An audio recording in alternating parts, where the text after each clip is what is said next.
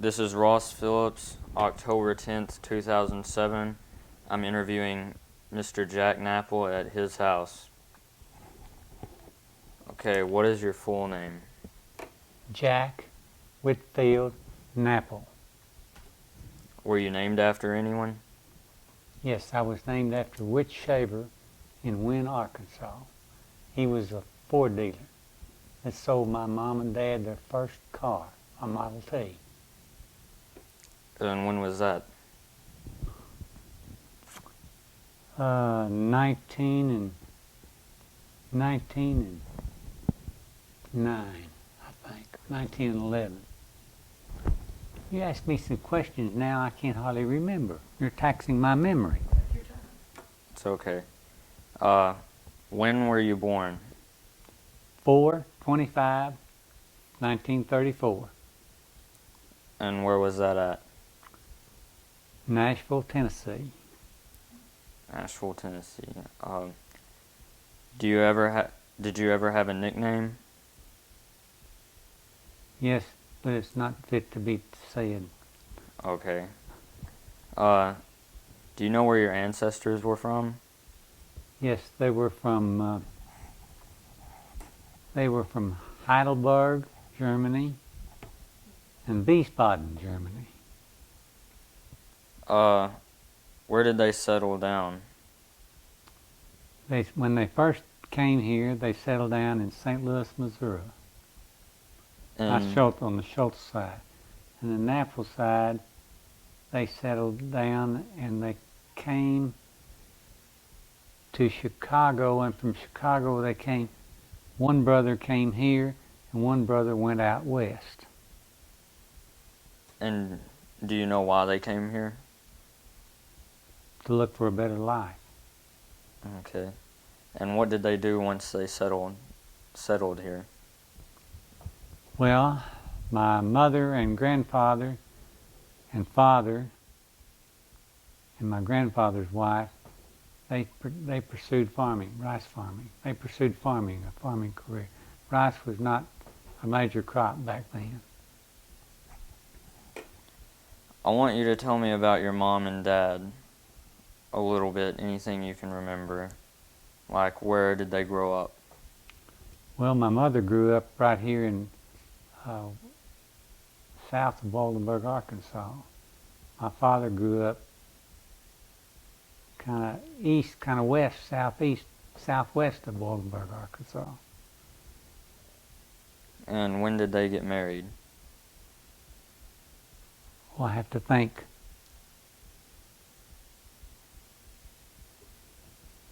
Can I ask Linda something? Yeah. Mm-hmm. Can you shut that off? Yeah, pause it. Okay.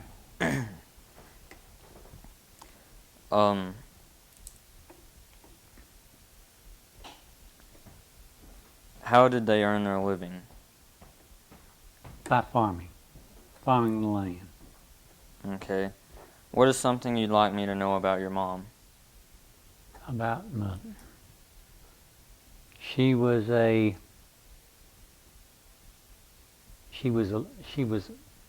large lady, and she was very good, and she worked hard. It used to be that everybody they used to thrash, and they used to have a thrash machine, and they had hauled bundles of rice to the thrash machine. And at noontime, the ladies got together and all made all day dinner and dinner on the ground, so to speak, and they all ate. The thrashing crew and all of them ate on the ground. And Mother was that. She also gardened. She liked to flower. She liked to shrub. She liked to have a nice home. Okay. Is there a specific story you would like me to know about your mom? There's many stories. I can tell you one about me and her, that when she used to have, it was back during the war, and we had little foot tubs, so to speak, little round zinc tubs that we carried water and stuff in. and we had a watermelon in that. And I was small, and I took a butcher knife and I stuck it up in that half of that watermelon. Little did I know that it was going all the way through the watermelon and sticking holes in the foot tub. And I got one of the worst whippings I ever got in my life for putting holes in that foot tub with that butcher knife. I remember that very vividly. What's something you'd like me to know about your dad? I have a picture of him, and I'll show it to you later on. And he liked to have he enjoyed life. And he liked to talk, he liked to visit. And he was a good farmer back in those days. 90 to 100 bushel was a very good crop. And he always raised a good crop. He raised cattle. And he was very a robust man. And his name was William, but they called him Willie. And he was just a good guy. Did they just call him Willie for short? Or? Yes, they called him Willie for short. I don't remember anybody calling him William, unless they called him William Frederick Henry Knapple. And that was put when somebody said, William Frederick Henry Knapple. That was not a very good tone of voice, but usually it was just Willie. Willie F. Knapple. Is there a specific story about your dad? I can remember we used to have Shetland ponies. And I remember one time especially that I came in, I was riding my Shetland pony when I was rather young. And we used to have a gate. We used to have fences because we had cattle. And we had a fence across, pulling the gate posts together so they didn't spread out and the gate get a wide space in it. And I was riding my pony and coming from down in these woods behind the house. And my pony would always, when you'd head him towards the barn, he'd run fast. And the outlaws were after me, and I was turning around and shooting them with my gun. And that wire that we had across the gate, I turned around just in time for it to catch me right there and jerk me off the saddle, off the pony. And I hit the ground. My dad came out there and grabbed the pony, and I said, don't whip Champ, because it's not his fault, it's my fault that I fell off the pony. But he would go down. Another story that I like to tell, when I would go with him to water the rice, and he always watered the rice barefooted. And he would go down from here, we had this well here, and I would go about halfway with him and get tired, and I would swim in the levee furrow in the water while he trotted, and he trotted all the way down the woods, the south line, and back and pick me up and then bring me back home. So that was kind of fun, kind of neat. But now we drive down there. What are some important things you learned from your parents? One thing, it doesn't seem like it, but I learned to be as honest as I could be. And I also learned that I had to work in order to survive. And nothing, was that your stomach? It was. It wasn't what you thought. It was my stomach.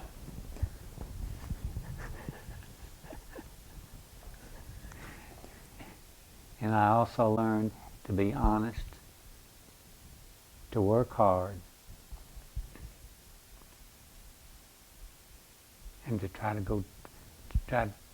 be very religious. Not very religious, some religious. And thank the Lord for all our blessings. Tell me what you know about your grandparents on your mom's side. My grandparents, I know very little about my grandfather on my mom's side, but my grandmother was named Lizzie Schultz, and she is the one that she and her husband came from St. Louis for Mr. Herminghausen, and he was a lawyer in St. Louis. and he bought this land down here along the Cotton Belt Railroad, and they came down here to manage it for him. And she had 4 children. My mother, which was the only girl, Ernest Schultz, which was a brother, Eric Schultz was a brother, Otto Schultz was a brother. So there were 3 boys and 1 girl. And I knew her better than I knew my grandfather because I didn't know him. I think he was dead before I can remember much any of that. But I do remember my grandmother because she didn't die, but she died in 1952. So I remember her. She was a rather large woman, robust woman. And she was also, her work ethic was something to be desired also. And what about your grandparents on your dad's side? I don't know. I know very little about my grandmother, Grandma Knapple. But Grandpa Knapple, he died in 19. I looked on the grave marker the other day, but I think he died in the late 40s. So I don't know much about them either one because they were both gone before I was very old enough to have any memories about them. Okay. And do you know what your grandparents on your mom's side did for a living? They farmed.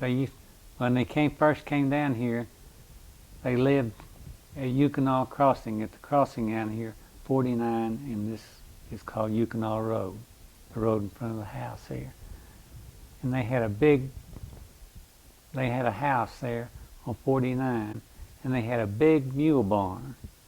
When they came down here first, they sold mules and traded mules and livestock for that, and then they got into farming. Mr. Humminghouse, they bought land from Mr. Humminghouse and got into farming. But they had horses and mules that they built.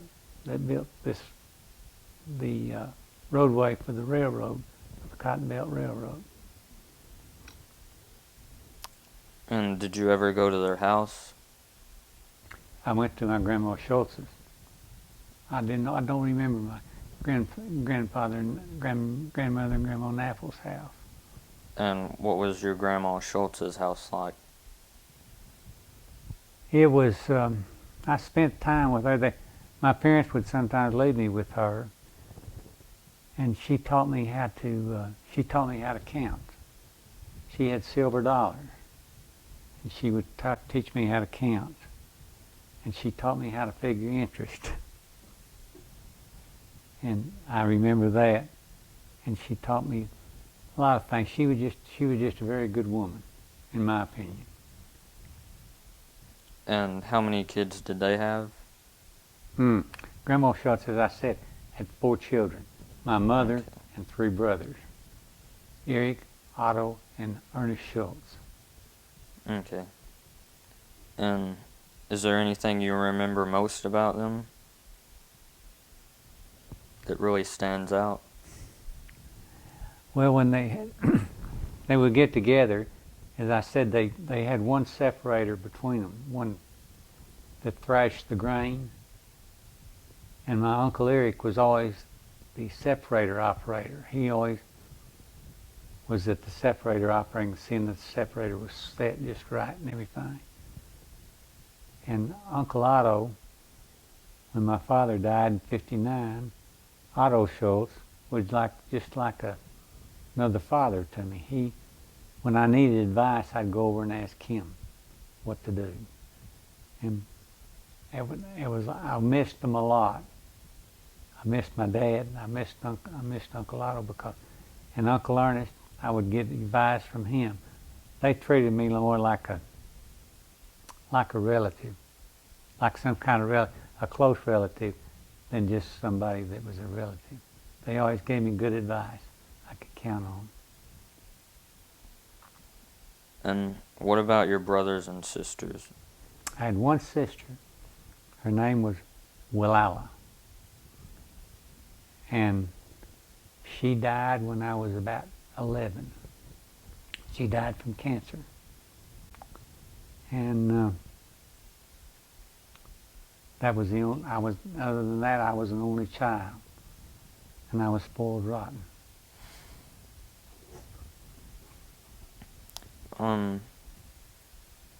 Did you get along with her when you were growing up?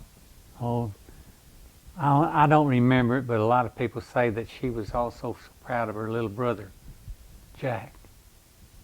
And I don't know why, but I aggravated her.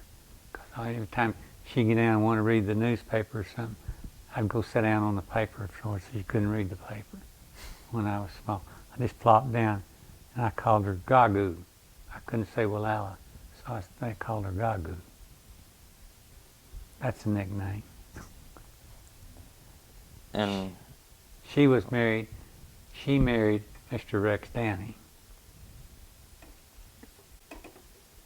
and what did you do for fun when you were a kid? You sure you want to hear? No.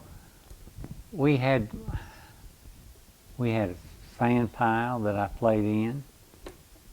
We had empty matchboxes that I hauled dirt in. And the fun was just doing different things on the farm and around. We didn't go much. We only went to town on Saturday. That's the only time we went to town because the roads were so bad. All these roads were gravel, 49 and 14, all the way to Jonesboro and back. And we just didn't go a lot. You didn't have time to go a lot.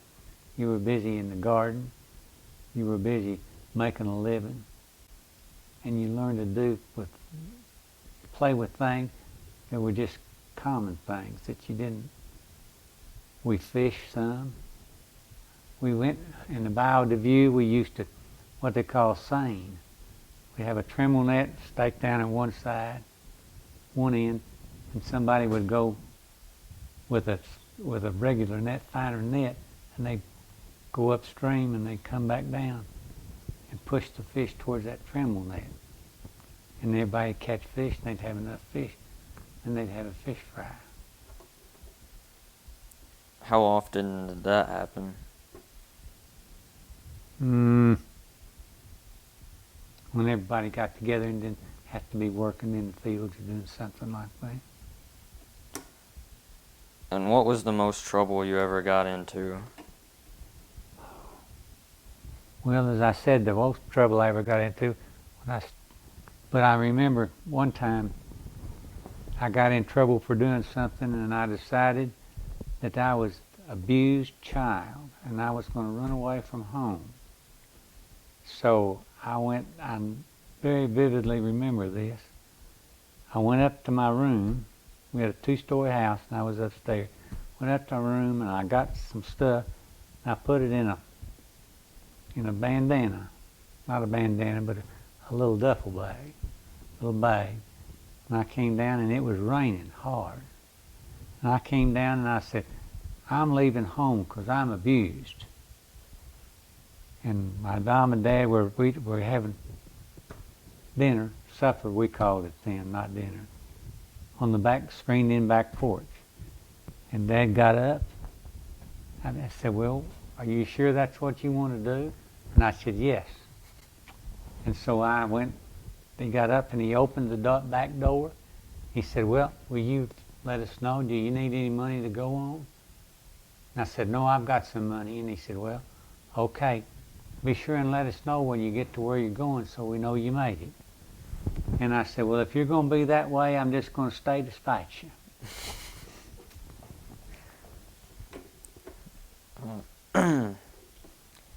And were there cousins or friends who you played with? Yes. We played with my cousin, which was Carmen Carpenter, that was Carmen Schultz, and Shirley Schultz, which is Shirley Green. She was married to Donald Gunner, and he passed away and she remarried. And I also played with We had a neighbor down here, Cleo Hammond, that I played with. There was not just a whole lot of kids around here that played. Frankie Zerbel was one of my best friends, and his father was the pastor at the Lutheran Church here in Waldenburg. And we were best of friends. We grew up together. And in fact, we went to school and went to Winfield, Kansas, because Frankie was going to be a minister like his dad. And so I didn't know where I was going to school. So I said, well, I'll just go with you. So I went to Winfield, Kansas. And the thing about it was, everybody out in Winfield, Kansas had a calling to be a minister. And my phone never did ring. So anyway, I got sick and got rheumatic fever and had to come home, but I never went back to be a minister. So I came home and I was going to go to Mississippi State and major in agriculture. So I went to Mississippi State and they wouldn't accept any of my credits in any foreign language. And I was going to have to start as a second semester freshman. So I went ahead and registered, and I came back and I went up to Fayetteville with the Farm Bureau manager, Dick Wood, I think, and Paul Wolf. We went to a Farm Bureau meeting at Fayetteville, and I met Lonis Tyner, was going to school up there, and he said, well, why don't you just see what they'll accept up here? And so I said, okay. So I went to the registrar's office, and they said, well, we'll accept all that stuff, but a lot of them you'll have to take the core subjects, and but you can start as a second semester sophomore, I believe. Second semester junior or sophomore one. So I came home and announced to my parents, I'm not going to Mississippi State, I'm going to the University of Arkansas. And I always have said, my parents were really understanding, because both parents would say, either make up your mind or stay home and farm. So they said, okay. So I went to the University of Arkansas, and that's where I graduated from. Is there any stories from Arkansas or University of Arkansas you want to tell me? No. Alright. Okay. I've got one story to tell you, and it's PG-13. I was not too studious at the University of Arkansas, and I got on I was on probation. I got on probation, and my father came to see me up there to visit me. He left my mother at home, and I carried them around and showed him everything in Fayetteville, and I really showed him the sights. We went out to Lake Weddington, and we're sitting, I never will forget this, sitting on a picnic table, and he said, Jack, your mother got a letter from the registrar that upset her. And I said, I know what that is, and I'm going to do better. It was just something, I just had all that stuff coming up, and he said, I don't want to hear that. He said, that's up to you. He said, you've got 3 choices. He said, you can either make your grades, or you can come back to work for me on the farm for $50 a week, or you can go to the Army. And you've got 3 choices. Which do you want to do? And I said, yes, sir. And I made my grades the next semester, because neither one of those 3 just were too great for me. Tell me more about other people in your family or really close friends.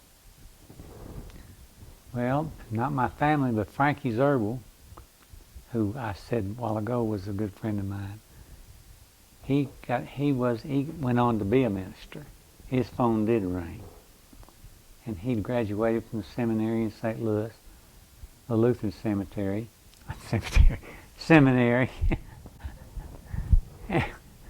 And so he was he was really my best friend. We always used to, we done a thing we did we had a lot of Shetland ponies. And my dad had some horses, and Paul Zerbel, Frankie's brother, had a horse, and Wanda Mae Ryman, and Bill Ryman, and Junior Ryman, they had horses. And we all would always get together on Sunday afternoon, and we'd ride horses. And my horse would always want he would always want to come back, but if I tried to go someplace with him, he would wind up and throw me in a ditch someplace. And that was just part of it. Then he'd come back to the house. So that was part of it. We always had a good time riding horses. And then there was another one. Margie Wolf rode horses with us. And there was a few kids around here that had horses. We rode horses on Sunday, rode ponies on Sunday afternoon. And were there some of your relatives or family friends that people thought were strange or eccentric? I think everybody thought I was more strange and eccentric than anybody else. No, I don't know. I don't know of anybody. Oh, and I forgot to tell you this. My dad had two sisters, one that was away, Laura Mangrum. She was Laura Knapple. They married Jack Mangrum. She lived in Mississippi, in McGee, Mississippi. And there was Frida Eisler, who married John Eisler. And then my dad had a brother, Walter Knapple,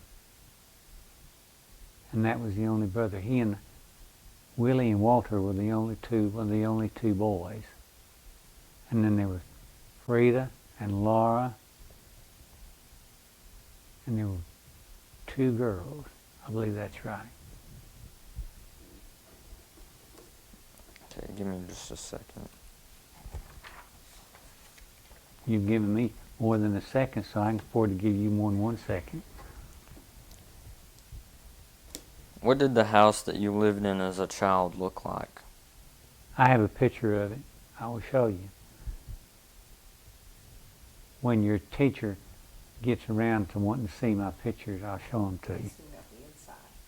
What was the inside like? The inside. Well, it was a two-story house, and there was a back porch. It was screened in. We enclosed part of it later on. Then the kitchen, then the dining room, then the front room, then the front porch, and the guest bedroom, and then you went into Mother and Dad's bedroom, and the bathroom, and then upstairs there were 2 bedrooms and the attic. And did you live there a long time, or did you move around any? I lived there all my life. Okay. Do you remember the Depression?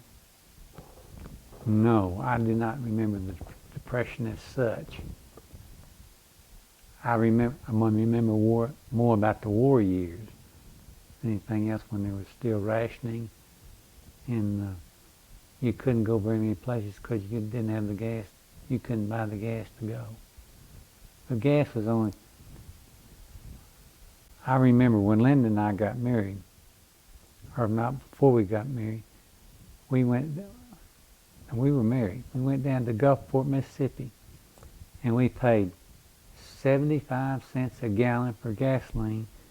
And I said, we can't go very many places because we can't pay this much for gas.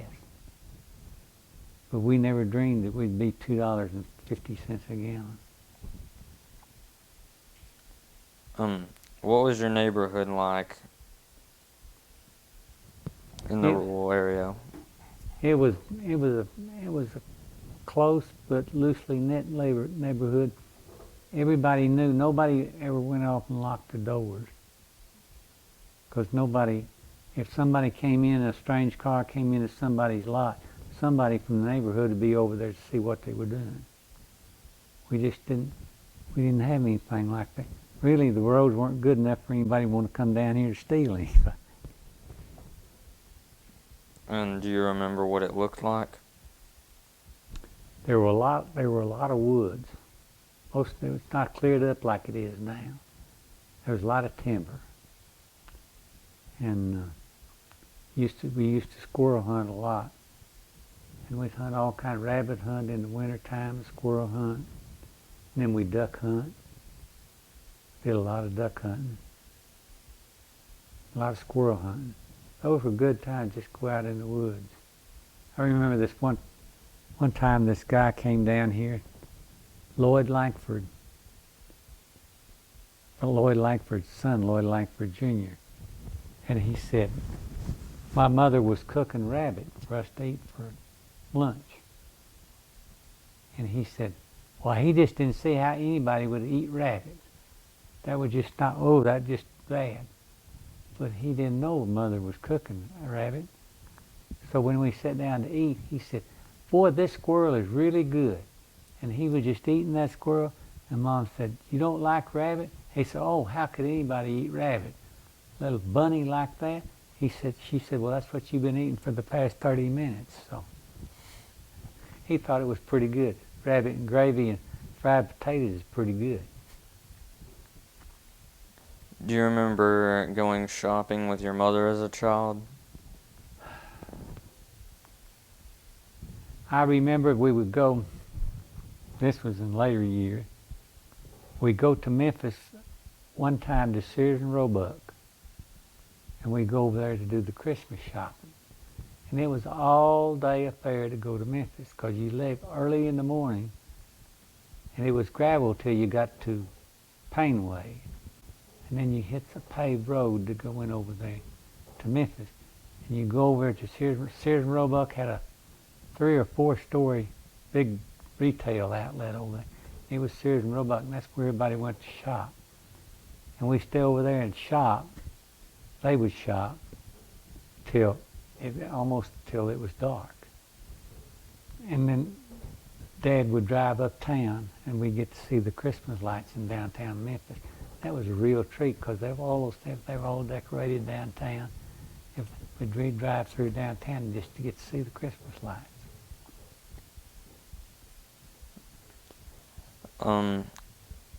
What were the stores like? Well, I don't know what to say to describe them. They were not anything. Sears and Roebuck was about the best store I'd ever been in my life. And the stores around here were just stores for the basic. And Wiener used to have a drugstore, and they had, I can't think of her name.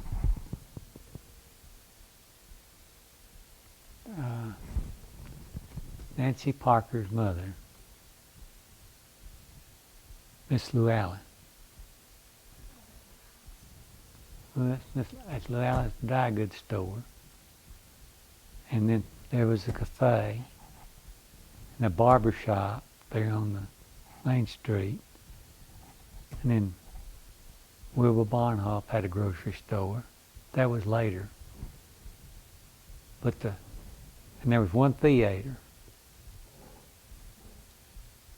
And that's all there was. But at one time when I was growing up, Fisher, the town down the road here, had 3 theaters. And what it was, Dad and I would ride our ponies down, and go to the show. They had 12. One theater had 12 comedies and a triple feature, and you could go for a quarter. The adults went for a quarter, but the kids went for a dime.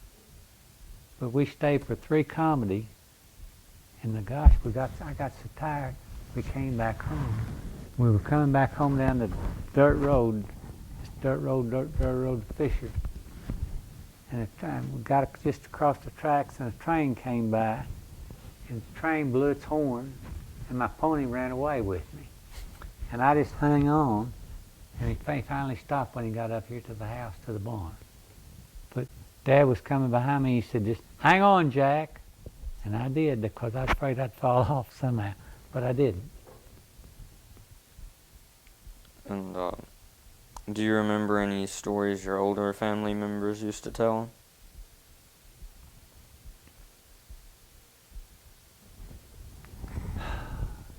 You are taxing my memory. Let me see if I can remember any of them. I remember one time that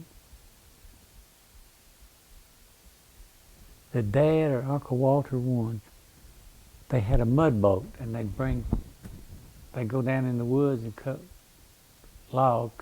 wood, and bring it up to the house on the mud boat in the wintertime. And a lion got loose from a circus and was out there in the wood. And when they were coming in after dark, and they heard this lion roar, and they took off to the house, and the only piece of wood they had was the wood they were standing on when they got up to the house. But they went back the next day, and they saw where the lion tracks had trailed them all the way up to the edge of the woods. But anyway, that was back then. And I remember also, we used to have, at Eric Schultz's house, he had a green room. We all get together over there and roller skate. They used to have dances over there, and we'd roller skate.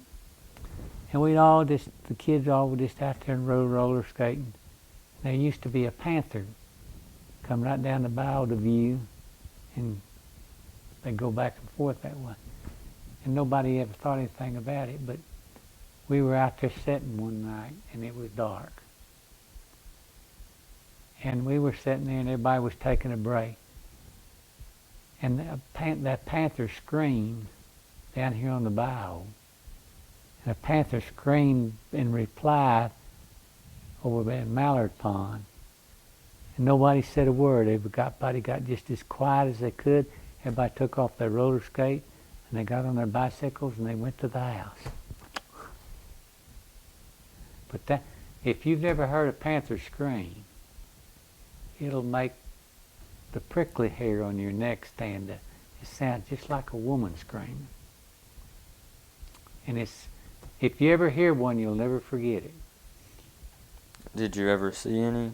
No, not down here. But they always said there was a panther, that you could see the panther tracks trailed up and down the bow. But right now there's not anything in here because all the woods are gone and there's no cover for them. And tell me about the first funeral you remember going to. Gosh. The first funeral I remember going to, that's a hard one. But I went to ones before, but I just remember Mom and Dad's and my wife's father and mother. But as far as a little child, I don't remember a whole bunch of funerals I went to. I guess I just blanked it out. Okay. Were your parents really strict? No. They should have been. But no, they were not. They were strict because I knew if I messed up that I couldn't sit down for a while. I also knew that if I ever acted up in school and got a whipping, I would get another one when I came home. But they were not strict because, as I told you before, I was spoiled rotten. And I'm not afraid to admit it. And do you remember any of your household rules? We didn't have many. I guess be there in time for a meal, and don't be out late. Now late was 6 or 7 o'clock. That was late. But you always had to be in on Sunday night because I always liked to listen to the Lone Ranger. And I always listened to that thump, thump, thump, thump, thump, thump, thump, thump, thump, the William Tell Overture. That was when the Lone Ranger came on. But he always came on a station that was hard to get. Did you listen to that a lot? every time it came on, which was only on Sunday nights. Okay. Did you have any chores? Yes, I had to do. We had a wringer type wash machine. I used to have to help my mother wash. We had wash machine. It'd go through the wringer and come in the rinse tub, and then you'd rinse the clothes out in that tub, and then it'd go into another tub, a rinse club, wring it out on that other tub, then you'd wring it out in the basket and then go hang it on the line. Old Maytag washer. And what did you and your family do to have fun together? We to have fun together, to be entertained. Is that what you mean? To entertain each ourselves? Probably.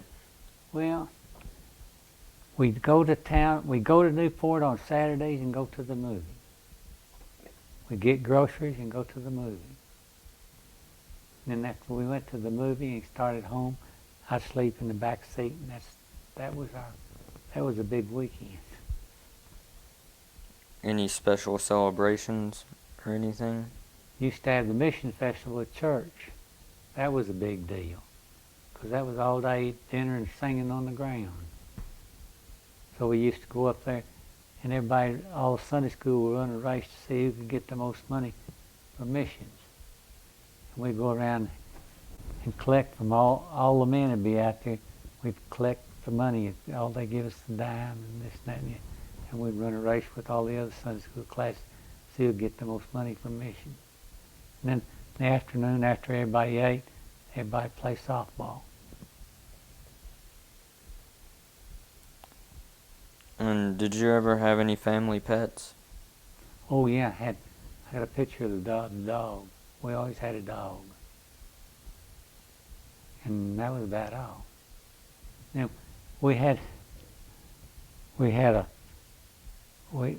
Dad got a Brahma bull, and we had some Brahma heifers, and they've got a little. One of them had a little calf. We called him. He was a male. We called him Humphrey. He had a hump on his back, but he was just like a pet. You could go out and pet him anytime you wanted to. Now the Brahma bull, Dad could go out and pet anytime he wanted to, but nobody else would dare, because he had horns that big around, and he'd be out there on a fish pond levee, and he'd stick those horns in the ground sometimes, and just throw that soil up in the air. And he looked mean, but he wasn't that mean. I remember one time Dad was trying to get the cows to come in to the barn. So I was going to help him. So I went down here and went around and I went behind. They were real skittish. The Brahma cows were real skittish. And I was going to help drive them. And I said, "Hey!" And that was the wrong thing to do. They broke and ran through 7 fences before we got them stopped. We were about 10 o'clock that night getting all the cows winded up. So needless to say, Dad didn't ever want me to help with the cattle again. Do you remember any stories about your dog? No. No. I don't mean to cut you off so short, but no, I don't remember. That's fine. What medicines or remedies do you remember as a child? Ooh, I remember taking castor oil. And that was the worstest thing that I ever had to do in my life. Didn't make any difference. They didn't put sugar on it. Nothing. They just took a tablespoon and said, "Here, take 2 tablespoons of this." And that was the worst tasting stuff there ever was. No matter what you ate afterward to try to do that taste down, nothing helped. We didn't have a whole lot of medicine. You either took castor oil, or if you cut yourself, you soaked a rag in coal oil and wrapped it around the wound, and that helped it heal. Okay. Is there a special doctor that was there? There was Dr. Hickman. He was at Hickory Ridge, and Dr. Alcott was at Wiener. That was a long time ago. But Dr. Hickman, I was wading in a canal, barefooted, had my pants leg rolled up, and I hit a piece of tin, and it cut. I don't know if you can still see the scar or not. My legs look all bruised anyway. I haven't even forgot which leg it's on, really. I don't mean to show you my leg. But anyway, it cut it, and I had to go down and have some stitches made. Dr. Hickman was in there, and he was doing this without any deadening. And he was sewing this up, and he said, pardon my French, he said, "It's so damn hot in here, I'm about to faint." I remember that very vividly, and I started to say, well, I'm hot too, but I'm hurting more. I can't remember that. But anyway. And then another time I had a chopping axe, and I was going to cut down a catalpa tree. My axe slipped, and it cut my toe. It split this toe. Another time an axe split this big toe. And they said, well, what were you doing with that axe and that team? And I said, well, I was cutting that tree down because it had worms on it.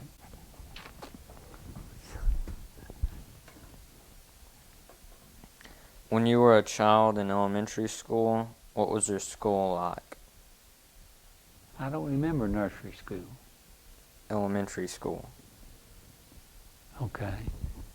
I just remember I don't remember the first grade. I don't very much remember the second grade. I mentioned my earliest recollection is third grade. And then in third grade, fourth grade, fifth grade, and it was Yukonaw School down here. Yukonaw School, this is Yukonaw Crossing. And the reason is, Mr. Yukonaw, there was a family named Yukonaw that lived down here on this road. And that's the reason they call it Yukonaw Crossing. And they used to, Which Shaver, when he'd come up here, he'd come up here and sell a car. And the story he always told was that he sold Mom and Dad their car, and they made the down payment with $90 worth of dimes. And he said, I know how big $90 worth of dimes are, because he said, I had that on my money belt underneath my shirt.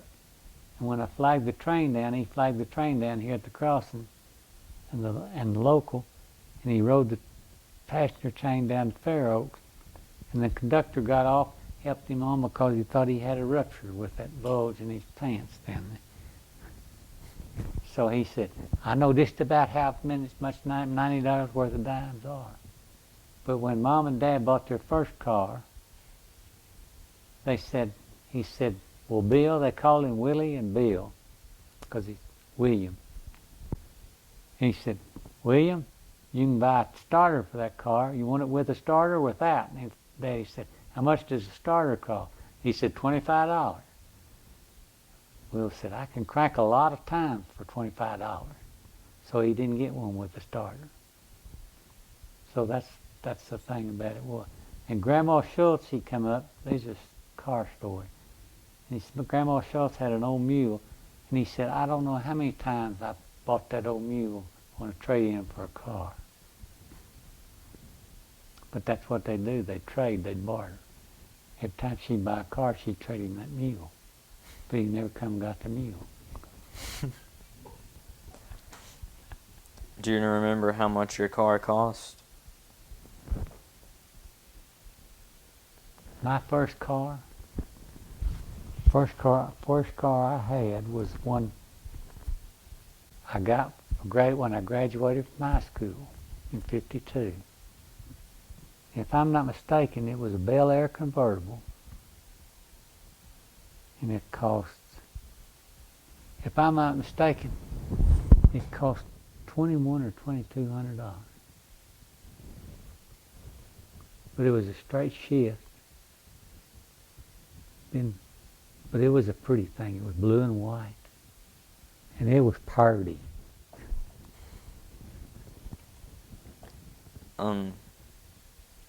Can you think of any story or something you'd like to tell me about anything that happened in grade school? Well, I need to tell you this much. I didn't walk through the snow, and I didn't walk 5 miles through the snow going and coming. But I walked down the gravel road from here to Yukonaw School, which is across from Robert and Lorraine down. That's where the old schoolhouse was.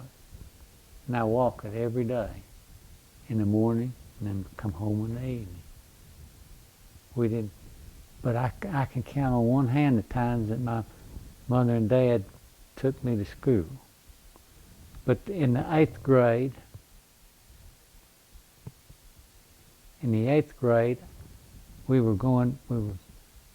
we moved to Fort Lauderdale, Florida, because Dad was going to go down there for his health. Mother and I went down there, and he was going to come down that winter and join us. And they had a terrible hurricane down there. And Dad flew down there and got us and said, we're not staying down here. If we get blown away down here, we'll get blown away by the tornadoes up at Waldenburg. So we came back, and that was a short stint at a Lutheran school down in Fort Lauderdale. And what did you do in the summer when there was no school?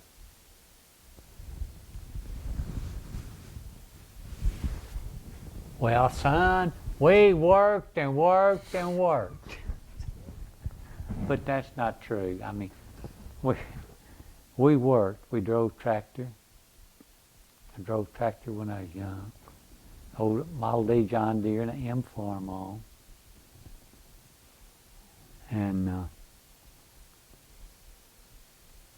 ride cedar wagon. Well, we didn't ride, we rode cedar wagon in the spring. But in the summer, what we did was just take care of the crop. And we swam a lot. Are you talking about grade school now? Probably. Just in the summer when you In didn't high have any school, we go up to Grundy's swimming. Grundy's swimming pool up above Wiener. Now, Grundy's used to be the thing. When they'd have 4th of July deal up there at Grundy's, this was later, they would be parked all the way down Grundy's swimming pool. If you've never been, it's off the road right at the county line up here, going towards Jonesboro. You know where Jonesboro is.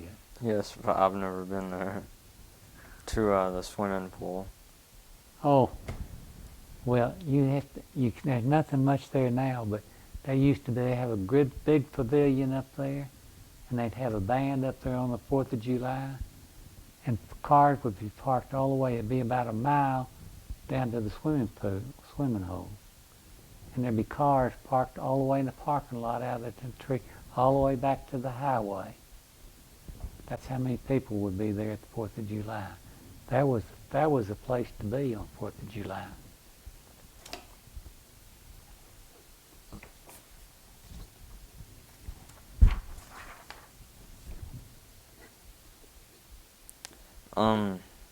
What kind of toys do you remember playing with when you were a child? Well, we had empty matchboxes, and we had a little that you used as a truck. Then we had some little tractors. I don't know if I remember. Not much, just a little tractor. But we had things we used to play. I used to mow the lawn over here at the house, and we pretend we were making hay, and we'd go through there and tie the grass up in bundles, and we'd shock it just like they did rice. We didn't do a whole lot of it, but we did that pretending. Did you have a special spot or hiding place as a child? No, not really. I didn't hide much. You mean when I got in trouble and go and hide? Yeah. I wouldn't go and hide much because if they ever found me, that was worser yet.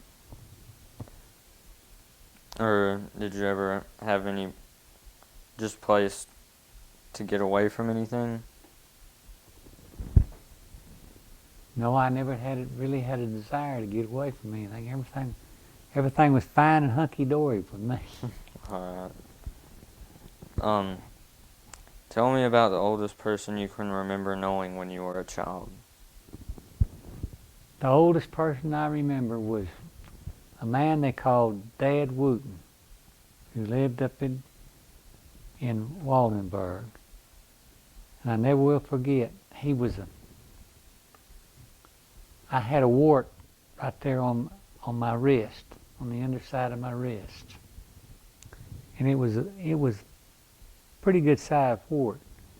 And we were up there at Thompson's store. It used to be Thompson's grocery store up in Waldenburg. And Dad Wooten was in there. And I was with Daddy. And Daddy said, "Dad, can you take that wart off that boy's hand?" And Dad said, "Yeah, I believe I can." And he got on it and he just rubbed this bit on it. He rubbed the thing on it. And he said, "Now, don't look at that. Don't think about it till tomorrow morning." And I held that up in my thing and I didn't look at it and I didn't think about it. But the next morning it was gone. Now, believe it or not, but it happened. It happened. Yeah. You're looking at me like I'm telling you a fib. No, that's the way it happened. Honest truth. Okay. Okay. I believe you. Do you remember hearing any stories about Joe Bruner? No. No, I don't. Okay. Some people have mentioned that there was a clan in the Wiener area years ago that dealt with matters such as chicken thieves. Do you remember anything about that? No, I don't remember anything. I remember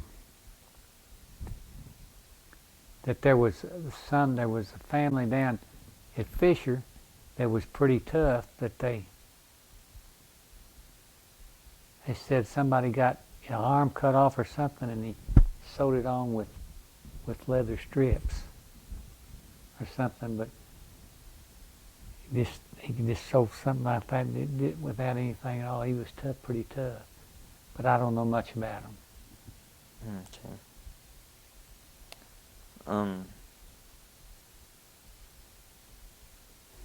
You told me earlier about your best friend, I forgot his name. Frankie Zerbel. Frankie Zerbel. Is there any kids that you remember that you didn't like? Didn't like? No, not really. I can't think of any. We all had, some of us might have had disagreements sometime, but we all got over it. We didn't hold a grudge. Okay. But the Ryman family, there was Billy and Junior Ryman and Wanda Mae and Annette and then Lawrence came around. That was all the Ryman family. And then there was E.G. Bible in high school and of course Frankie in high school. And then Cleo Hammond down here.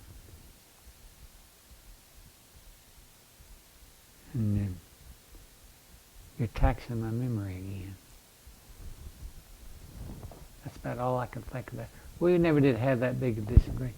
We might have had a fight here now and then, but it didn't amount to anything. Okay. That's part of growing up, isn't it? Yeah, I guess so. Tell me a story about spending the night away from home when you were a kid. Okay. Let's see if I can remember one.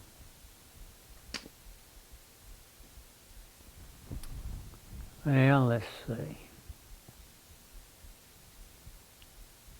I didn't spend too many nights away from home.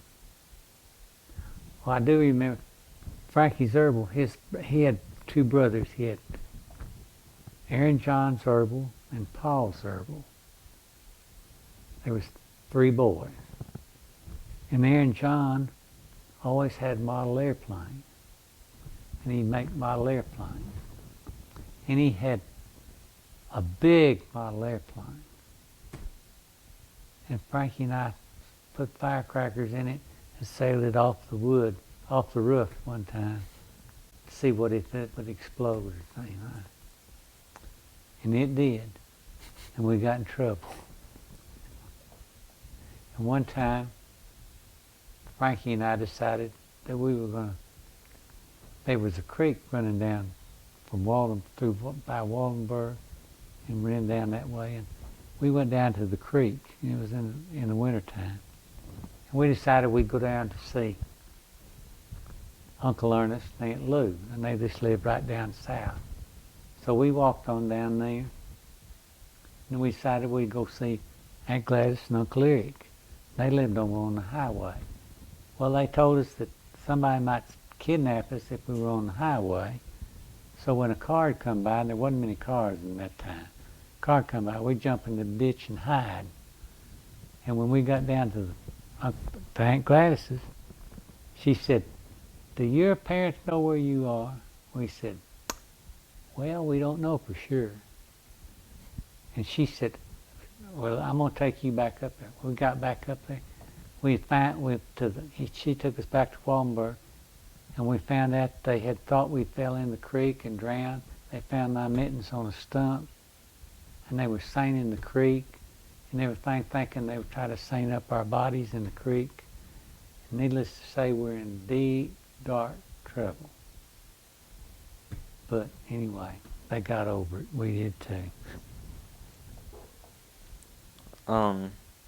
We also made a bomb. How'd that go? Well, we had an old whiskey bottle, pint whiskey bottle. We put gasoline, and we got the shotgun shells and cut the powder out of them, and put powder in there, and put the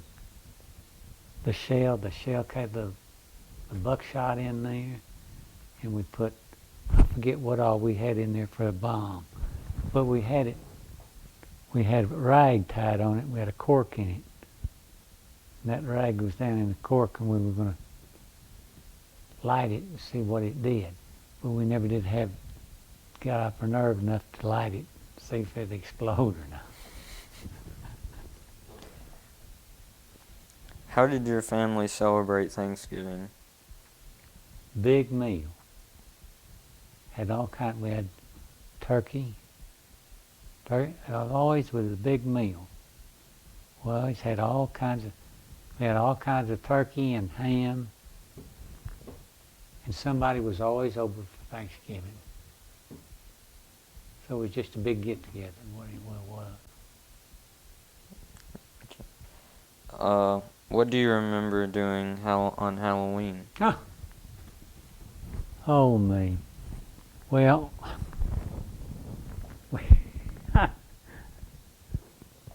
we were going around soaping the windows, and we got to Uncle Eric's over here on the highway. And we were busy soaping, and he came around to chase us. And he started chasing me, and I ran over a rose bush and tore my britches all out between them and everything like that. And I didn't stop running until I got back to the crossing over here. Came back over the cross, and he quit chasing us. But I remember that very vividly too. But we go around the soap windows, and one time I was up there at Wiener, and I left my car up there to go someplace with somebody else, and they put eggs under my accelerator when I got in. Mashed on the accelerator, and they busted all the eggs on the floorboard of the car. And what was Christmas like at your home when you were a kid? Oh, that was a great time. Christmas was something when you got that you wouldn't ever expect to get. And you didn't get any presents. You didn't open anything till Christmas morning. But because there wasn't any presents under the tree. Because all the presents were hid till Christmas morning when you got up and went down and opened the presents. It was a big deal. I remember I got my first truck that was made out of metal. The rest of them were just, just cardboard boxes and stuff like that. But I got my first truck that was all metal. And they put it under the tree the day before Christmas Eve, and they were trying to get me to find it. And I'd get under that tree and they'd throw something under the tree, a ball or something, I'd go get it. I'd move the truck out, and I didn't pay attention to what the truck was. But I was my pride and joy, that first metal truck I ever had. Do you remember, is there a story you remember about Christmas, like a specific one? No, not really. Not any specific story. I can't. I don't have a story to entertain you about that. Okay. Can you tell me about your birthday? My birthdays. Well, my birthdays were big when I have a picture I'll show you when I was 1 year old, and of course till I got to be older than 1, 2, or 3, or 4, or 5. They had me in dresses. Because that was the deal. That was the easiest way to get to change your diaper. So that's what I had on. You couldn't hardly tell me from a girl. But anyway, that was everybody. Everybody did that. Who's the first president you remember? Franklin Delano Roosevelt. And what is the thing you most remember about him? I remember he was president when we got into World War II. Because I was sitting in the kitchen and it said, Pearl Harbor has been attacked. And Mother said, oh, Willie said, we're in a war. And I said, man, I hope I don't have to go. But I wasn't very old, so I wasn't old enough to go. Do you remember how old you were when that happened? Well, 34 to 41, I'd be 7 years old. And tell me about what high school was like for you. Well, high school was... I started out, I went to high school at State Training School at Jonesboro, out at the college. I went there through grade 10. Then I transferred back here to Wiener and went my junior and my senior year at Wiener, graduated in Wiener, 52. And we had good time. It's a wonder Mr. French didn't kill us. Because we went down, I remember one time that Sambo Richardson came and he was in the 10th grade. And he came, a 10th grader, and we were in Mr. Smith's room, and we had the cloakroom, and the old cloakroom where we hang our coats and stuff. And anyway, he came in there, and he was kind of smarted off one time, and Dickie Romine and Gerald Brown got him in the cloakroom and going to take his breeches off. And Frankie Zerbel and I were holding the door, and he was banging on the door trying to get out, and we were holding the door so he couldn't get out. And Mr. Smith came, somebody, we finally had to let him out because Mr. Catterton came up there. Mr. Catterton said, what are y'all doing? We said, nothing. And he was banging on the door trying to get out and everything. Said, who's in there? And we said, we don't know. And So anyway, he got at the door, it opened up, and Jimbo said, "They tried to take my Francis off in there, Mr. Catterton." So Mr. Catterton went down, said, "I'm going to report you all to Mr. French." So we were sitting there, Mr. Smith was gone, and it was his home room. We were sitting in there, Mr. French came in there and came to the door and said, "Mr. Smith, have Jackie Knapple, Frankie Zerbel, and Gerald Brown, and Dickie Romine in my office in 10 minutes." And turned around and went off. And we sat there, and Mr. Smith said, "What in the world did y'all do?" We said, "Nothing." He said, "What are we going after the office for?" And I said, "Nothing. We don't know." But then one time, but it came all out all right. But then one time, we stuffed paper in the bell. They had the bells up on the wall. We stuffed paper in the bell, so when it rang, it went clink, clink, clink, clink, clink instead of ringing. Another time we had to go to the office. But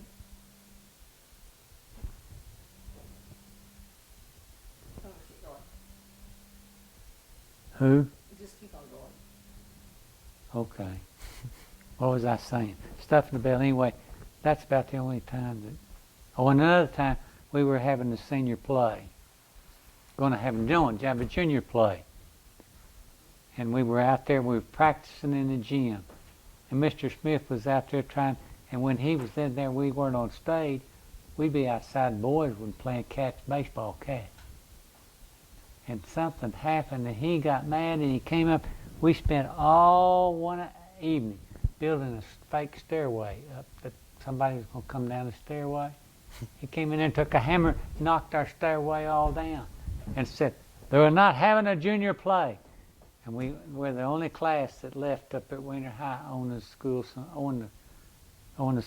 money. We owed $29.14 because we liked that much paying for our senior deal, the junior prom and junior senior prom, and the annual. We didn't have enough money.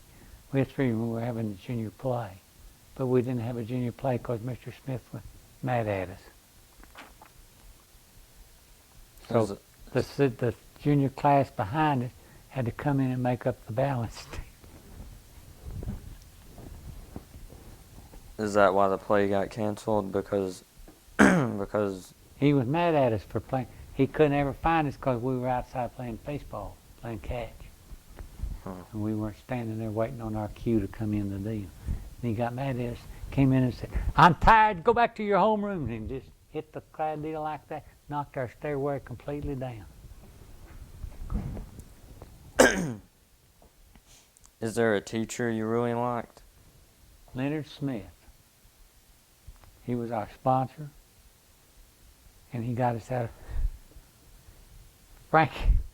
Frankie and I were in Jonesboro one time, and it was against the law to shoot fireworks in the city limits.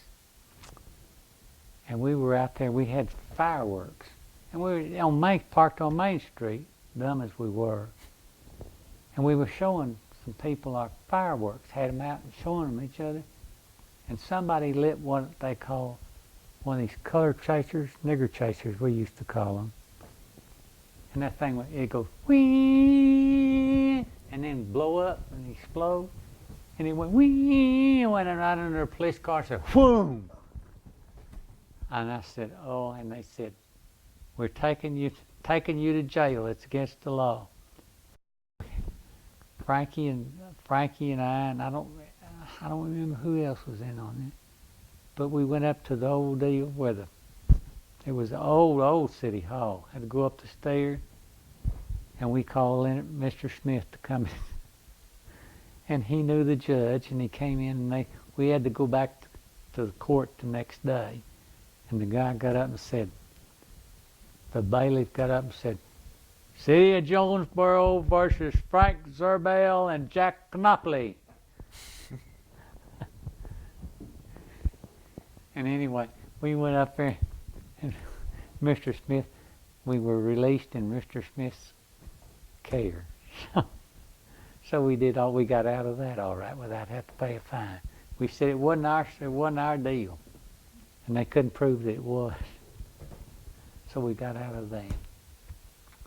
Was there a teacher you did not like? No. Can't remember. Can't remember any of them I did not like. Liked all of them pretty well. Okay. They put up with me for 2 years. They're bound to be up pretty good. Let's change CDs. We changing what? CDs, put a different CD. This is Ross Phillips. I'm interviewing Mr. Jack Knapple at his house on October the 10th, 2007. Now I want to ask you about your social life when you were a teenager. What were some of the most fun or wildest things that you and your friends did? You want me to make it PG or? Just whatever you want to say. I'm only kidding. We had a good social life. We dated, and we had fun. And the more people that were together, the more you double dated and you triple dated. And the more people you had in the car, the more fun you had. And sometimes we'd get together and we'd turn on the radio and dance on one of the concrete bridges because there wasn't a lot of traffic. We'd just get out of the car and turn on the radio and dance on one of the bridges. And we'd go to, if you really wanted to impress a girl, you took her to Jonesboro to the Strand Theater. And it cost 50 cents a piece to go to the movie. And you didn't treat a girl lightly because you thought a lot of that girl spent 50 cents on her to go to the movie. Did you have a curfew?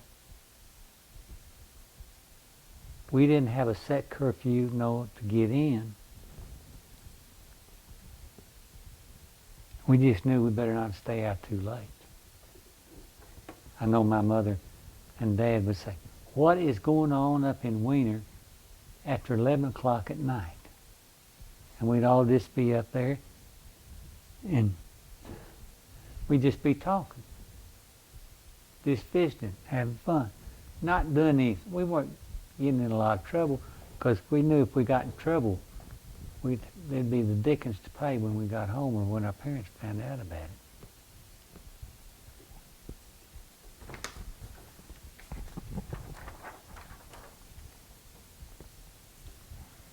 And do you remember anything about Grundon's?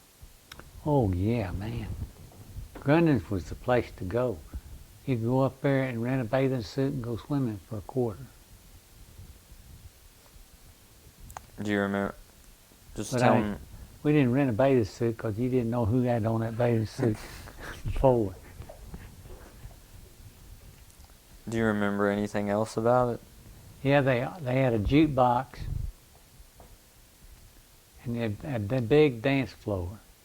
We used to go up there and just dance and up a storm. Had lots of fun. They cooked hamburgers and stuff. And that's about it, but it's a fun place to be.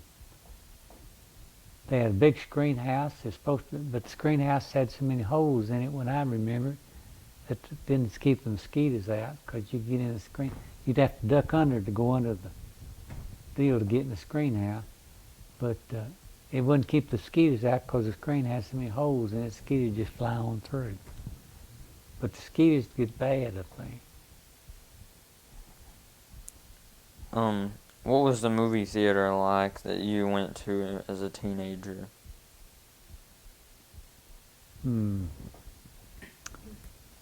It was, as I say, they had 3 theaters in Jonesboro, the Strand, the Palace, and they used to call it the Bloody Bucket, the Liberty, down by the railroad track. But the Strand you'd go to, I remember one time I and another guy were doing film at the Palace. We were threading the machine. And they always come out and they come together. Like they had the previews and a comedy and then what else before the main picture started, and that was on one reel. They'd flash them together. But we thought, wouldn't it be fun to see how much you could do? And the projector would automatically kick on in sequence to keep it so they wouldn't have a blank spot on the screen. Wondered how much it would fun it would be if we could get it threaded, get the projector threaded between the previews and the comedies and we tried that. Sometimes you'd have film all over the place, but we'd do that and you'd do the film. But anything to keep doing things like that, just think of something to do. But they had a balcony. All the theaters had a balcony. And it had the main and the floor deal.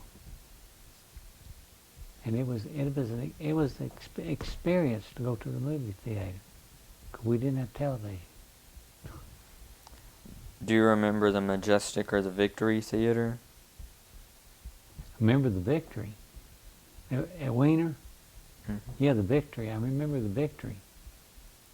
Can you tell me any stories about it? Well, let's see. Not really. I remember Ritz Espy used to have it, and then Schiessler was the one Louis Schiessler was the one that started it, and then Min Schiessler took it over, and then her brother Rich Espy took it over. And that's about the last I remember. Do you remember anything about the Legion Hut? The Legion Hut. No, I don't remember much about the Legion Hut. They used to have some dances there. But I never did go to any dances there. Okay. Years ago, there was a Wiener band, many of whom purchased musical instruments from a Mr. Applegate. Do you know anything about that? No, I do not. Okay. The only thing I remember is Rex Downing and Colivert Downing used to have a band. They used to play in a band. Rex and Colivert, I think, played with Jimmy Dorsey and Tommy Dorsey. That's the old time bands. That's the ballroom band. And I think that's all. And who taught you how to drive? My dad taught me in an old 45 pickup, straight shift. I learned out here in the pasture. Learned how to drive, shift the gears. I was driving a tractor before then. What he'd do, he'd start the tractor, an M Farmall, put it in gear and start it rolling, and I would tumble harrow. And when I said tumble harrow, I'd harrow the rice in behind after it was planted with broadcast cedar. I would harrow it in under the ground. And he'd jump off, and then the only way I could stop that tractor is to shut the key off. And then, of course, the John Deere D model John Deere, you had a hand clutch, and I liked that.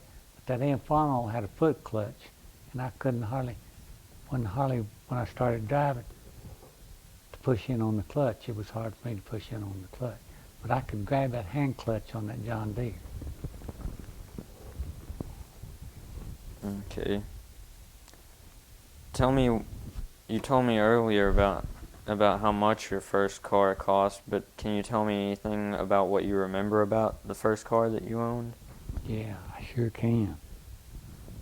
As I said, it was a 52 model Bel Air Chevrolet. And I finally got it, and I put wire wheels on it. I lowered it in the back a couple inches, put blocks under the spring, so I'd lower it down. So the back end was lower than the front end. Looked like it was taking off. It was a 6-cylinder Chevrolet, and as fast as it'd go would be 80 miles an hour on a paved road. That's all as fast as it would go. And then I put I painted all the lights, the overhead lights and everything. I painted them blue so that they'd turn on and they just a blue. There was a blue light instead of a bright white light on the dash, and the overhead dome lights was painted blue. And let's see what else. Oh, yeah, it had fender skirts on it. You know what fender skirts are? I put fender skirts on it. When I lowered it, you could just see the white walls on the back.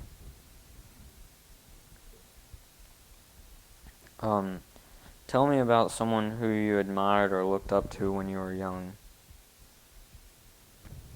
Well, I looked up to Paul Wolf was my neighbor. I looked up to him. And Andrew Manning, he's passed away. And then my Uncle Otto, and he's passed away. And most of the older head, a lot of the older head, I really looked up to. I never will forget, Herbie Ziegenhorn had a Corvette. His grandpa bought him a Corvette. And that was a blue and white Corvette, the prettiest car I ever saw in my life. And he said, we was at Waldenburg, and that's after the roads were paved. And he said, well, let's just drive it. And I said, well, that's fine, I'd like to drive it. We got in there, and we got up over 100 miles an hour, and I was still in third gear. And I said, and you could press on the gas, and it'd still, front end would raise up like it. Man, it was a hot car, but it was a pretty car. But it was scary to drive that fast. And what is your most vivid memory about World War II? Vivid memory about World War II was there was a lot of memory. Rationing was one of them. I remember that Rex was in World War II. That was Willalla's husband, and he'd sent the victory mail. I've got a piece of victory mail in there that I'll show you.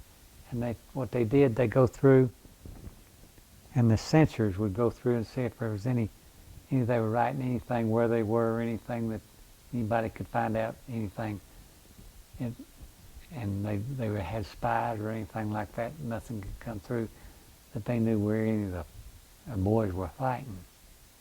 And the rationing was, you had A stamp, B stamps, and C stamps.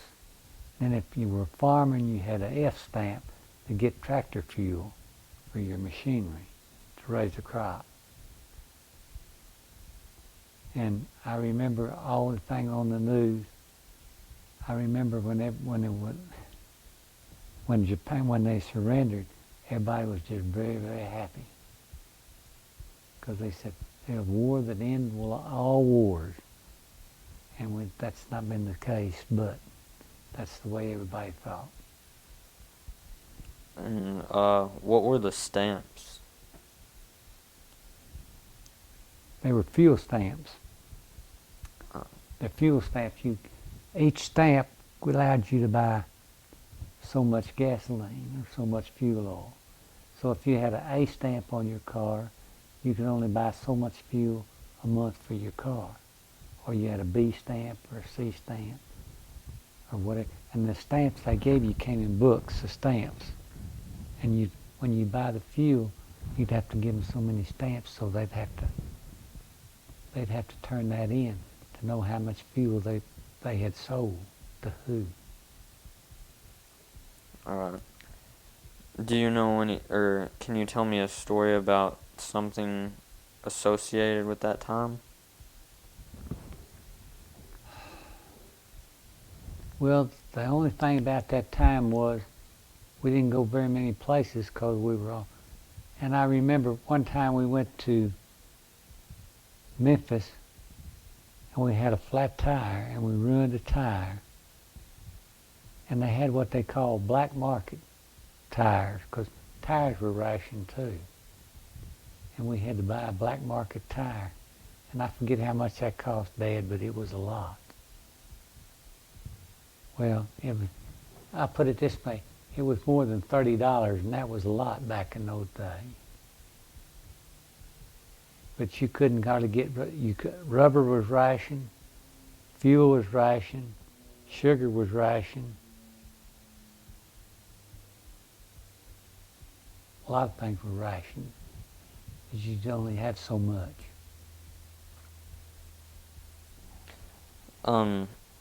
Did you go to college? Yes, I did. Went to the University of Arkansas, and I went to Winfield, Kansas, to a parochial school, preschool, high school, college. I'll get it right in a minute.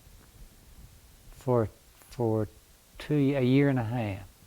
As I said, my phone didn't ring, so I wasn't going to be a minister. And then I came back and I went down. I told you the story about going there. Okay. Graduated from the University of Arkansas. My wife did too. She graduated from the University of Arkansas. And what was your major? General agriculture. General ag.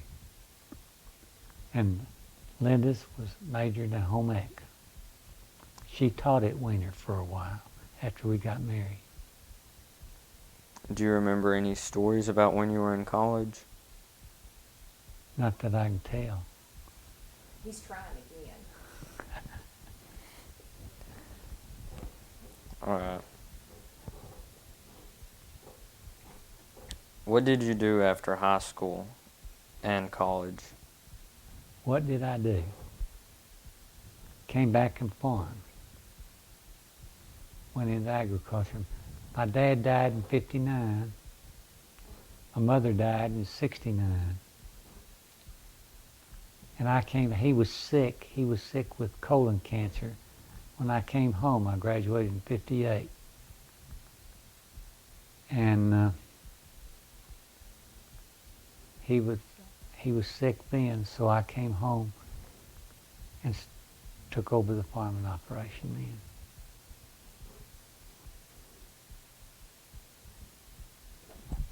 Can you tell me a story about something that happened to you on your first job when you came back?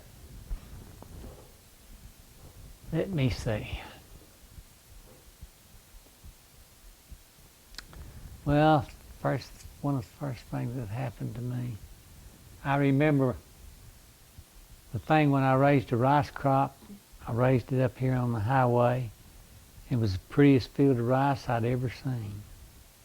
And everybody said, that'll make 120 bushels to the acre if it'll make an acre, make a bushel.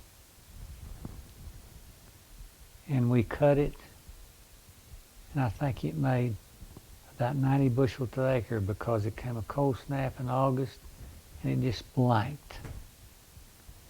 And I learned a very lesson that my mother always told me. She said, don't count your bushels till you get them in the truck and across the scale. How did you meet your wife? Met her in college, and she was from Rimmel, Arkansas, and when I'd come home, she'd ride with me. She and two other girls would ride from Newport would ride home with me when I come home. And I got to know. And when we first met, I said, man, I wouldn't ever go with her because she's just a spoiled brat. But anyway, I did. I married her. She was lucky. When I proposed, she said yes. I don't know. She doesn't know why either, but she said yes. Is there a family recipe that throughout the years is always found on the table at your family celebrations or dinners? No, not any recipe, any special recipe.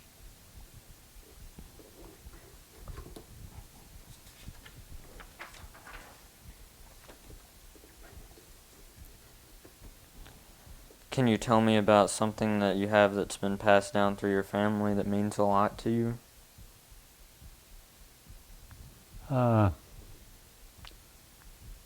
my father's double barrel shotgun. It means a lot to me. And a lot of things that my mother's, and my mother has crocheted some bedspread, and that means a lot to me. And how did you get the object? How'd Or I how- get one? How did you get this object? Well, never mind. How'd you get the, well, she just laid them to you. Inheritance. Are there any stories associated with it? No. Okay. And tell me, can you tell me anything about what you remember about business in Wiener when you were young? That was something. Wiener was a going Jesse back in those days too. It was something to go to Wiener. They had two cafes, and they had the theater, and they had the drugstore, had the barber shop, had the bank, had the insurance place.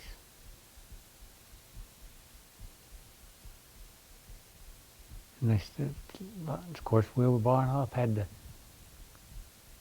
had the grocery store across the street from the theater, across the Y. Of course, they had the depot. The old depot was there.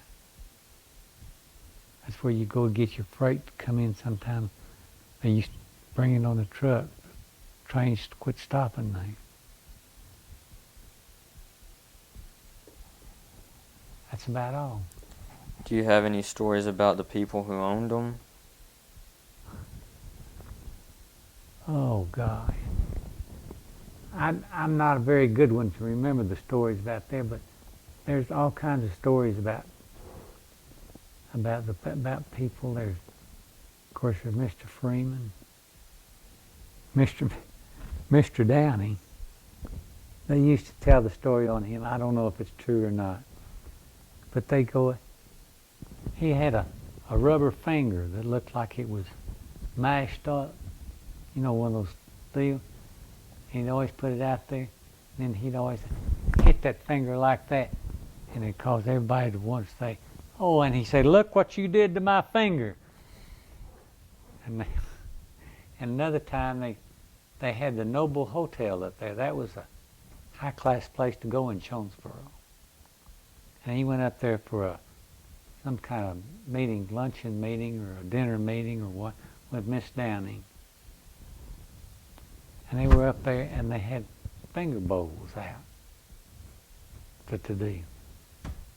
He took that thing, he put the finger, drank it and said, "That's the thinnest soup I ever drank in my life." I used to tell that story.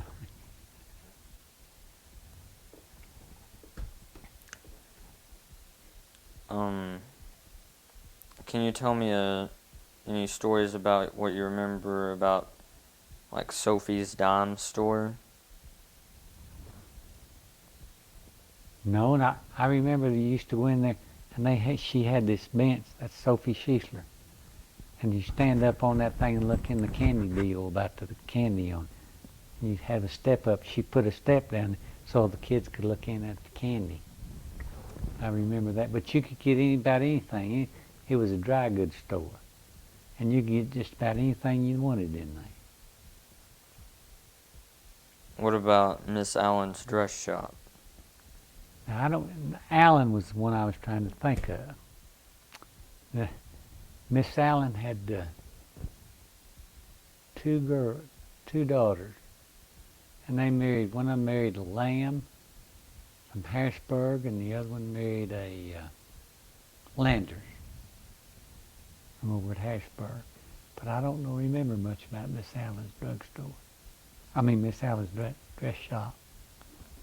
What about gasoline service stations or any other businesses? I remember Burl Tarzan. Burl Tarzan's there, and then there was Mr. Mayfield had the one out of town there, and then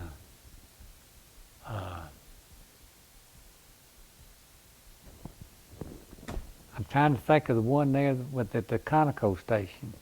that was across from by Fowler's, across from Fowler where the washateria is, where the wash machine, where the wash deal is now. I'm trying to think. It was a Conoco station. That was the McDaniels first that had it, and then somebody else had it. That's where Ray Fowler had his grocery store for a while, before he moved over. Before he moved over there, where there used to be, he used to have Fowler's grocery store. It used to be there on the corner where Frank's Tire and Appliance is. That was Fowler's grocery store. And they used to, Charles Fowler, they said, used to tell that story. He was up at the lake. And they said, well, Mr. Fowler, somebody didn't know much about farming, was trying to quiz him about farming. He said, just what is the biggest expense on your rice farm? On your rice farm, right back in Wiener. He pointed at B, that was his wife. She said gray hair, and he had gray hair. Said, me and that old gray haired lady over there.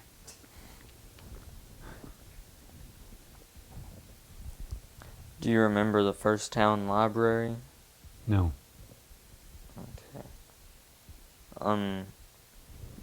Do you remember hearing about the Wiener Hotel? The Wiener, yes, I remember hearing about the Wiener Hotel. But I remember more about the hotel at Waldenburg. They used to have a hotel there at Waldenburg that Sonny, Miss Millen, that's Sonny Winter's grandmother had.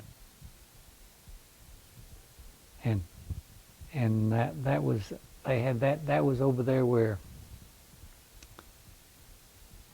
Leon Ashton house is, on back past the BP station, just over in that, right in the next block. And Bass, I forget what his name, used to have a grocery store there. And I remember going there to get coal. And that was a hotel there that people came to stay. But I don't remember much about the Wiener Hotel. Okay. Tell me about what you remember about the fear of nuclear war and fallout shelters. I know we didn't have one. And not too much. It was not,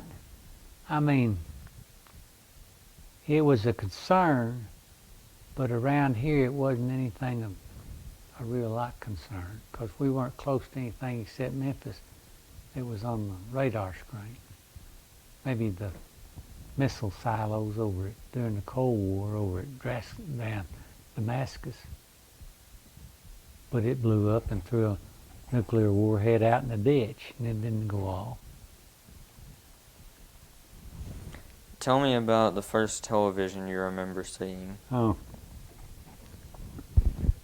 First television I remember seeing was at Jonesboro.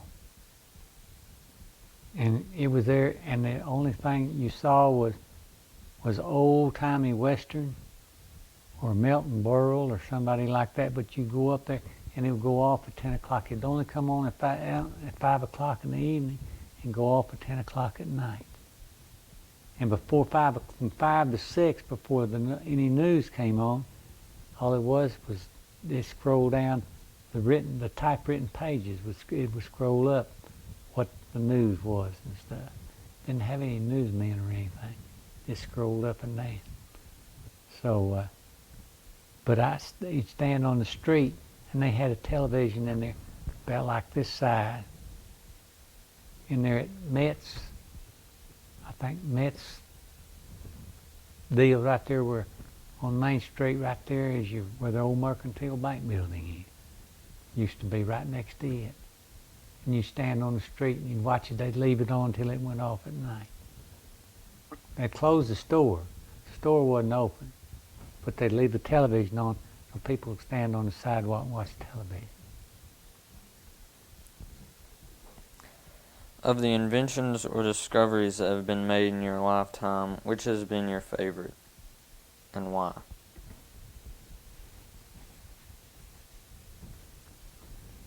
I'll have to think about that one for a while.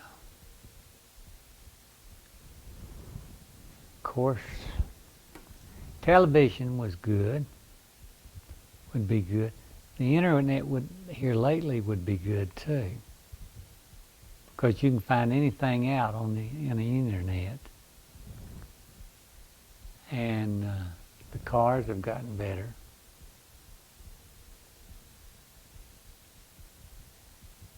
That's a hard one to narrow it down to one. There's been so many things. If things change in the next 20 years like they have in the past 20 years, I won't be able to do anything, because I just barely turn on my computer now. And when it says does not compute, I'd say does not compute. And is there any invention or anything you do not like?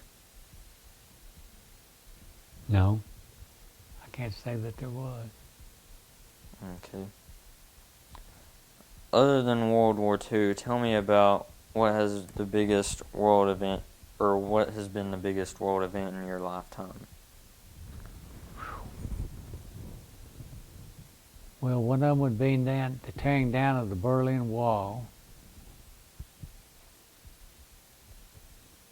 Then the start of Korean War and the end of the Korean War.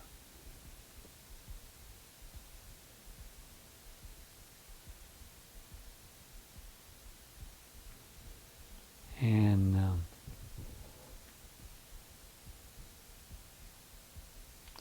Technicolor to movies, color television.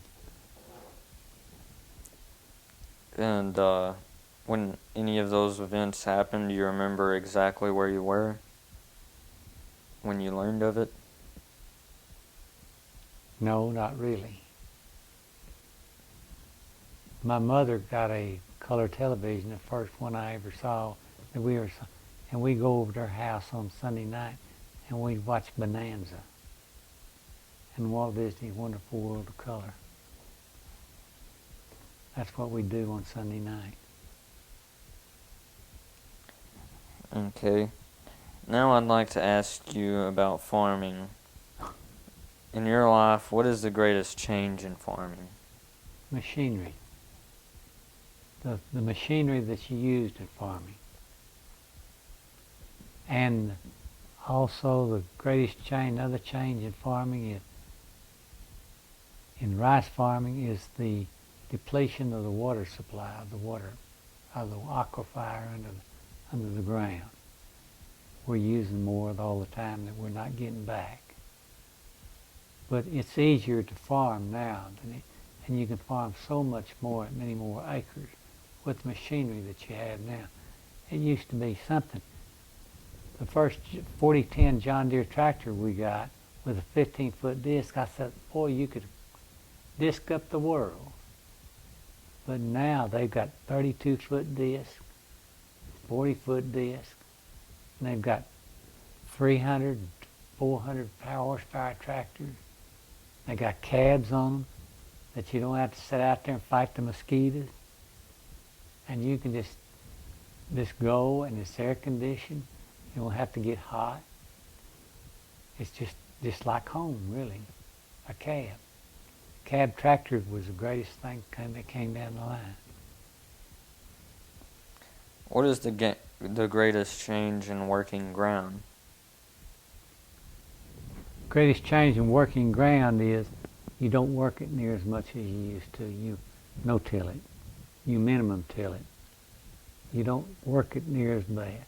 You don't work out there and try to get up a seed bed like we used to.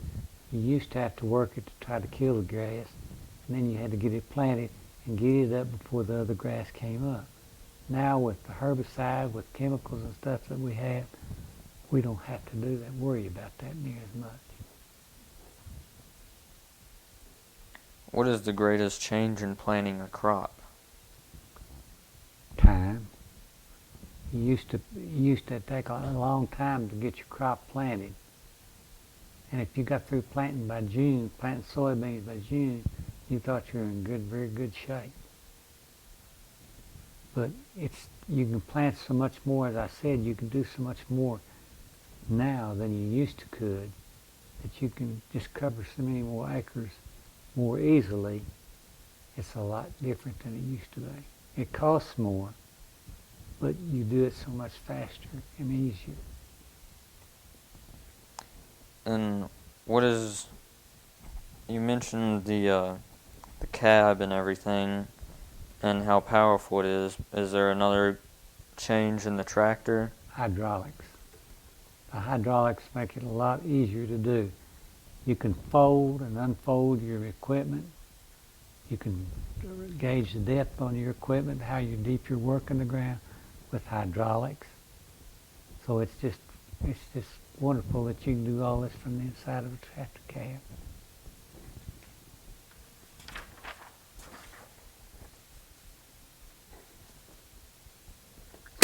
Are we getting to the end?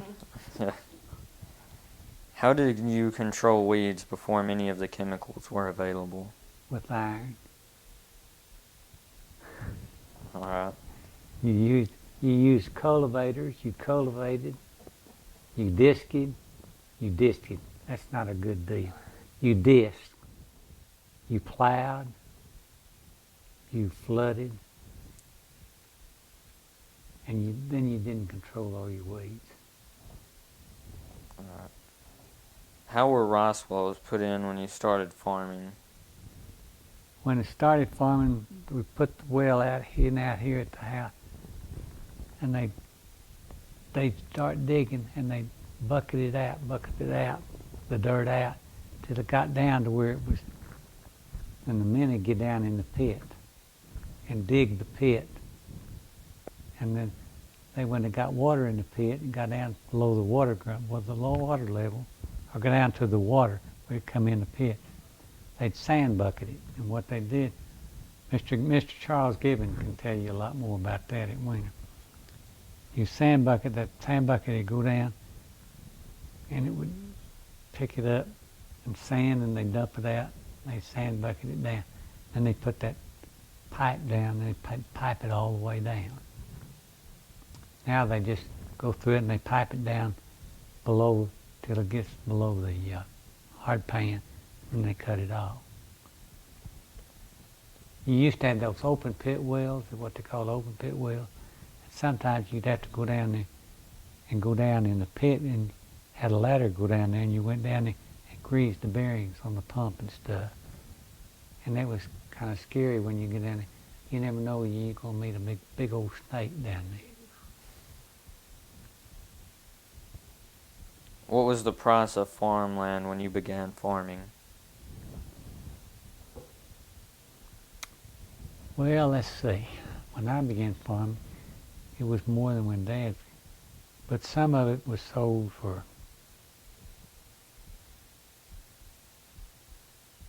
I'd say, 80 to, when I first started, 80 to $100 an acre. Did they have FFA when you were in school? Yes, but I didn't take it. Okay. Even though I farmed, I did not take FFA ever in high school. Okay. What advice would you give someone wanting to be a farmer? Don't. So you wouldn't advise them to be a farmer? No, I take that back. I shouldn't say that because farming has been awfully good to me and my family. None of my family ever wanted to be a farmer. Of course, I talked against it. Linda said I didn't give Whit a chance to be anything else, be a farmer, because I always talked against it. So, Whit, they say, they kid me about it. They say, well, your son-in-law is going to draw up the papers, and Whit's going to sign them, and Valerie's going to see that they don't pay taxes on it, and they'll have you and Linda committed before the sun goes down. Because my son-in-law's a lawyer, my son's a doctor, my daughter's a CPA, so we don't have a chance.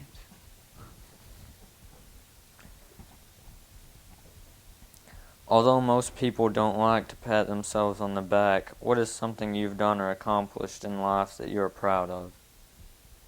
My family. My family I'm prouder of than anything, and I didn't have much to do with that. I was just here at the right time. But my family, I'm proud of my son, I'm proud of my daughter, I'm proud of my wife. And that's my only claim to fame is my family. And the last question, tell me about your biggest lesson that life has taught you, a lesson that would help a young person live a better life. Never take anything for granted. Hard work is always rewarded. And honesty is the best policy. Those are three things that I would say are important in life. Ask if he has anything else he wants to say before we turn it off. Do you have anything else you would like to add? I think you've about covered my life completely. Okay.